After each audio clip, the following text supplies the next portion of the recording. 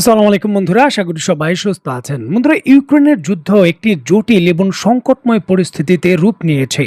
এমন প্রেক্ষাপটে পশ্চিমা দেশগুলোর নজর অন্য দিক ঘোরাতে এবার ন্যাটো সদস্য দেশ পোল্যান্ডে রাশিয়ার বড় ধরনের হামলা হতে পারে এমন তীব্র সতর্কতা জারি করেছে মার্কিন যুক্তরাষ্ট্র।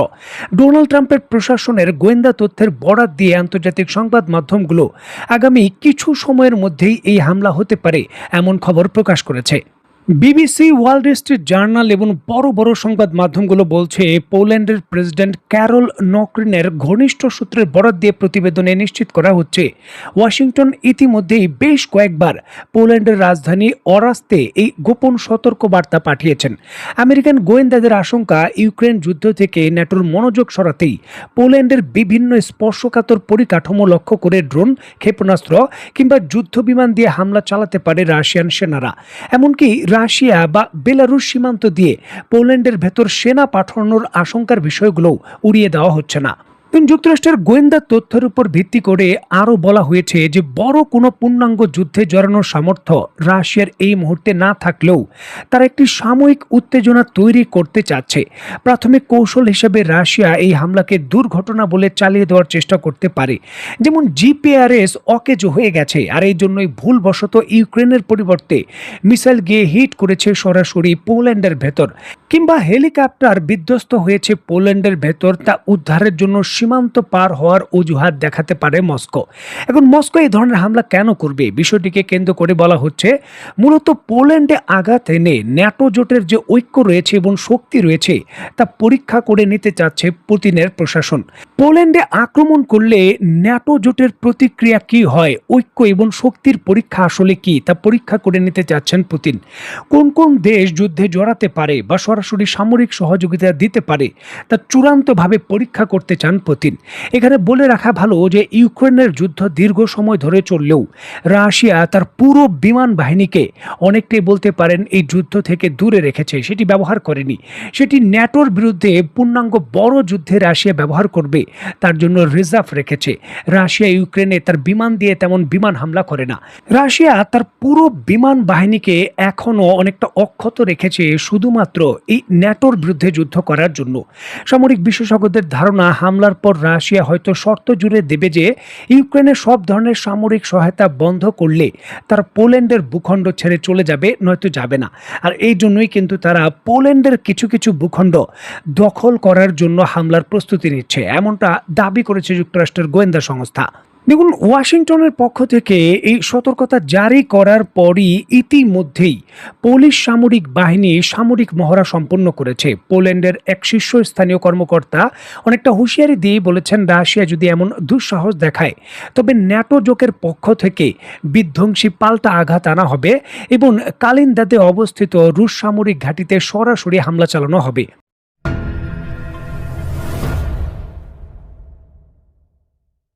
দেখুন, যুক্তরাষ্ট্রের গোয়েন্দা সংস্থা যখন রাশিয়া পোল্যান্ডে আক্রমণ করতে পারে এবং কিছু ভূখণ্ড দখল করবে এবং দ্রুত সময়ে এমনটা হবে, এই ধরনের প্রতিবেদন যখন দিয়ে দাবি করা হচ্ছে বিষয়গুলো, তখন রাশিয়ার প্রেসিডেন্ট মিস্টার পুতিনও এই বিষয়গুলো একেবারে অস্বীকার করেনি। বরঞ্চ তার বক্তব্যে এই বিষয়গুলো ঘটতে পারে বা ঘটার একেবারে অপেক্ষায় তার ইঙ্গিত পাওয়া যাচ্ছে। সাম্প্রতিক দিনগুলোতে আমরা যুক্তরাজ্য এবং মার্কিন যুক্তরাষ্ট্রে খুব উচ্চ পর্যায়ের আলোচনা দেখে ও শুনতে পাচ্ছি যে কিয়েভ সরকার দূরপাল্লার পশ্চিমা অস্ত্র দিয়ে রাশিয়ার ভূখণ্ডের গভীরে আঘাত আনতে সক্ষম হবে, এবং মনে হচ্ছে এই সিদ্ধান্তটি হয়তো নেওয়া হতে চলেছে এবং বিষয়টি রীতিমতো নজিরবিহীন। যা ঘটেছে সেই বিষয়ে আপনার মন্তব্য জানতে চাচ্ছি।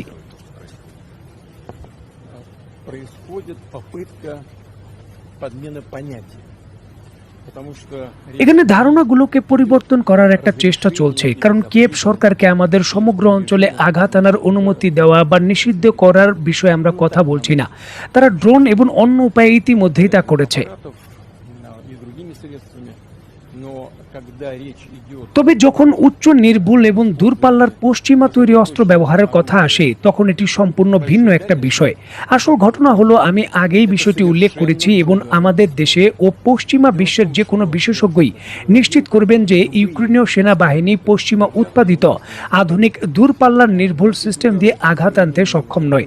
তারা এটি করতে পারে না। российская армия не в состоянии. Она তারা не কেবল может স্যাটেলাইট থেকে পাওয়া গোয়েন্দা তথ্য ব্যবহার করেই এটি করতে পারে, যা ইউক্রেনের নেই। এটি শুধুমাত্র ইউরোপীয় ইউনিয়নের স্যাটেলাইট, যুক্তরাষ্ট্রের বা সামগ্রিক অক্ষে ন্যাটো স্যাটেলাইট থেকে পাওয়া ডেটা। এটি হলো প্রথম কথা। только со спутников Евросоюза, либо на Соединенных Штатах. В общем, с НАТО. দ্বিতীয় এবং অত্যন্ত গুরুত্বপূর্ণ সম্ভবত মূল বিষয়টি হলো এই ক্ষেপণাস্ত্র ব্যবস্থাগুলোর ফ্লাইটের লক্ষ্যবস্তু প্রকৃতপক্ষে শুধুমাত্র ন্যাটোর সামরিক সদস্যরাই প্রদান করতে পারে। ইউক্রেনের সামরিক সদস্যরা এটি প্রদান করতে পারে না। Только военнослужащие стран НАТО.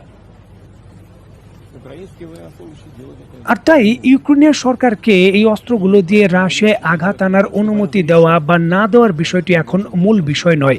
বিষয়টি হলো ন্যাটো দেশগুলো সরাসরি কোনো সামরিক সংঘাতে জড়িত হবে কিনা সেই সিদ্ধান্ত নেওয়া। Решение о том, что страны НАТО напрямую участвуют в военных конфликтах.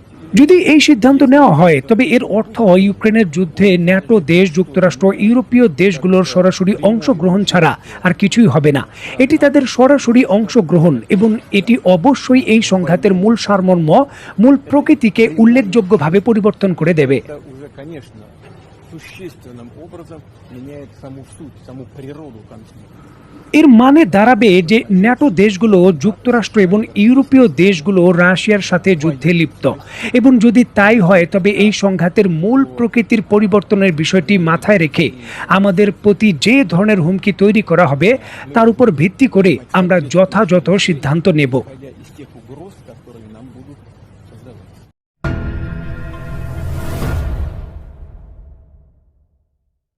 দেখুন, রাশিয়া একটা দীর্ঘ সময় ধরে তার বিমান বাহিনীর সক্ষমতা এবং পূর্ণাঙ্গ শক্তি বাঁচিয়ে রেখেছে। রাশিয়া এমনটা ধারণা করত যে ইউক্রেনের বিরুদ্ধে যে যুদ্ধ চলছে, এই যুদ্ধ ইউক্রেনের নয়, বরঞ্চ ছায়া যুদ্ধ হিসাবে ন্যাটো করছে। যে কোনো মুহূর্তে বড় যে প্রকৃত যুদ্ধ রয়েছে তা ন্যাটোর বিরুদ্ধেই হবে। সুতরাং দীর্ঘকালীন যুদ্ধে যদি একে একে বিমান শক্তি বা বিমানগুলো বিধ্বস্ত হয়, তাহলে রাশিয়ার মূল মেরুদণ্ড অনেকটাই ভেঙে পড়তে পারে, নষ্ট এবং ক্ষতিগ্রস্ত হতে পারে তাদের সামরিক সক্ষমতা। এই জন্য তারা তাদের বিমান বাহিনীকে অবশিষ্ট রেখেছিল। তবে এখন বর্তমানে রাশিয়ার অভ্যন্তরে ব্যাপক হামলা শুরু হয়েছে। বিভিন্ন হামলার কারণে রাশিয়া অনেকটাই কোণঠাসা। এখন রাশিয়া তার এই দেওয়ালে পিঠ ঠেকা অবস্থান থেকে সামনের দিকে এগুতে চায় এবং প্রয়োজন পড়লে ন্যাটোর বিরুদ্ধেই সর্বাত্মক বড় পদক্ষেপ তারা নিতে চায়। দীর্ঘ প্রতীক্ষার পর অবশেষে রাশিয়া তার বিমান বাহিনীর যুদ্ধ বিমানগুলোকে ব্যাপক ভিত্তিতে প্রস্তুতি নিচ্ছে এবং গোপন মিশন বাস্তবায়নের একেবারে দ্বার প্রান্তে। দেখার বিষয় যে পোল্যান্ডের বিরুদ্ধে যদি রাশিয়া তার এই শক্তিশালী মিশন বাস্তবায়ন করে এবং যুক্তরাষ্ট্রের গোয়েন্দা তথ্য সত্যি হয়, তাহলে মধ্যপ্রাচ্যের যুদ্ধের পরিবর্তে ইউরোপের যুদ্ধই সবথেকে গুরুত্বপূর্ণ এবং আরও শক্তিশালী পর্যায়ে চলে যাবে। দেখার বিষয়ে রাশিয়ার পক্ষ থেকে বর্তমান এই জটিল পরিস্থিতি থেকে তারা কি ধরনের পদক্ষেপ নেয় এবং কোথাকার পানি আসলে কোথায় যায়। তো বন্ধুরা, আজকের মতো বিদায়। নতুন কোনো ভিডিও নিয়ে আবার দেখা হবে। সে পর্যন্ত সবাই ভালো থাকবেন, সুস্থ থাকবেন এবং বাংলাদেশকে ভালোবাসবেন। আল্লাহ হাফেজ।